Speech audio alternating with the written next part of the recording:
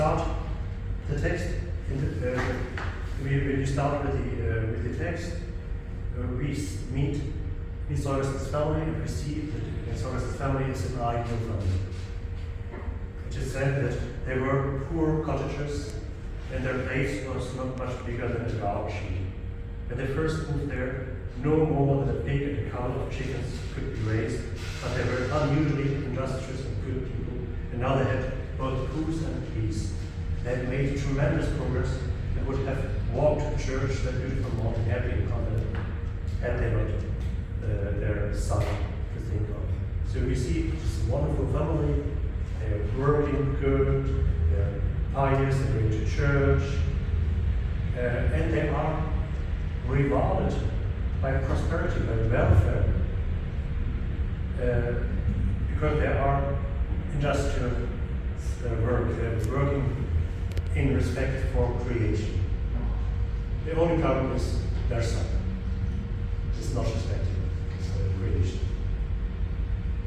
So this ideal of a Protestant work that these planets represent is something that was described by Max Weber, a German sociologist of the turn of the 19th century, as the Protestant working ethics. He wrote this wonderful book where he wanted to show that the Protestant ethics are at the origin of capitalist culture, capitalist spirit. And so the idea is that as a Protestant, you should not show what you have earned, but you just reinvest all your gains and for future generations and so on and so on. And so you get richer and richer and richer. So you don't have to show your capital, but you have to use it for good things. But interesting, and this is what we see in the novel. This family that is working, and not spending the money, but investing the money in the farm. But here in this novel, it is interesting that it is not God that is the character, the guarantee for this prosperous living, but the Tom, this small spirit, slow spirit, that is living in this house, and that is guaranteeing the prosperity. So we see that already here there is some changing that from Protestant idea to a national idea. God is replaced by this folkloric figure.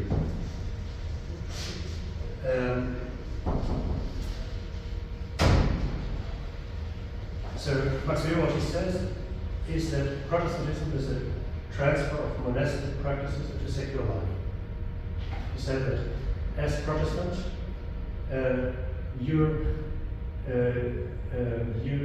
organize your life as monks would have done at the monastery. So in the morning you stand up and you pray to God, and then you work, and then you meet God again, and then some prayer and some song and so on and so on. So he says actually Protestants are secular monks, and we could see this in the small catechism by Luther. And what I say that these parents are such secular monks, and they are rewarded through welfare. But interesting enough, many of Weber's examples are Calvinist or Lutheran, but Scandinavia is Lutheran.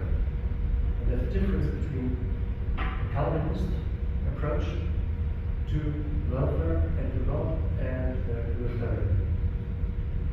But how does it come to Sweden? And there is one element is pietism. Pietism is, I don't know how much to know about religious history, I guess it is not what is at the core of all knowledge today. Is a way, was a movement inside the Protestant church in the 17th century and the 18th century, where they said the reform was never completed. We have to reform it again, reform it again, reform it again. One example for this pietism is Holgersson in Halle. He created schools to true Christians. And the idea of these schools was to make an education that is adapted to the individual, not to class, not to richness or something, but to the talents of the individual.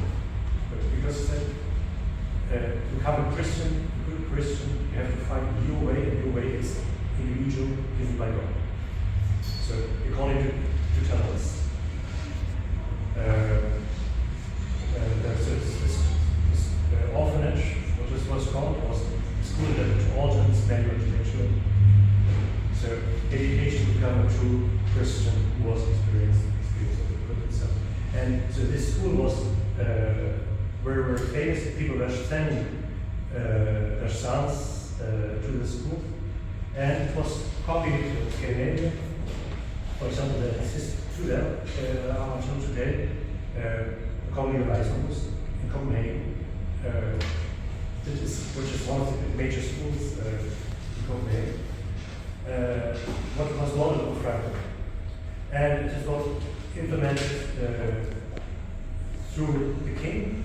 And there was one of these major texts in this context was the Catechism by Erik Mohnike, was discussed in Norwegian or Danish or something like that, and wrote this book. It was a style called Catechism, inspired by pietism. That was perhaps the most read book in all over Danish and Norwegian, because it was the foundation for passing the confirmation. Every citizen had at 14, 15, 16 pass an exam, and to have to get granted the rights of the citizen. And this was based on this book. So, and there in this book, of course, the question of work was very important. Work education. So how does it come to Sweden? This is a bit more complex, but it is. But in these milieux of these public school teachers, they were very much inspired by these pietist pedagogues. So Fridtjof Berg, who was one of the commentators of Samuel Nils Holgersson, he wrote on Philip Spener and August Franke as teachers. And Samuel learned in these milieux